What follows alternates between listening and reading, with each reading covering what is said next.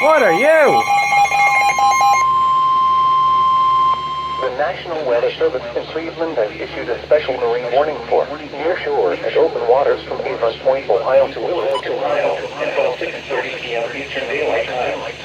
At 4:57 p.m. Eastern Daylight Time, a strong thunderstorm is located near Lakewood. Winds at 2 knots. Hazard, 30 knots. Source, radar. Impact, small craft could be damaged in briefly higher winds and suddenly higher waves.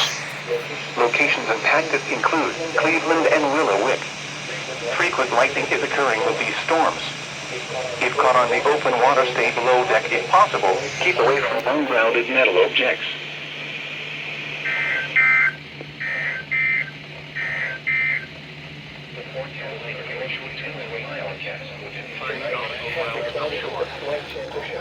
Thunderstorms. We supply the latest available information for North Central Ohio over station KHB 97 from Bellevue on a frequency of 162.400 megahertz. Okay, I don't know why you didn't activate, Extended but... forecast for the central lakeshore counties. Thursday, mostly sunny. Highs in the upper 70s. Thursday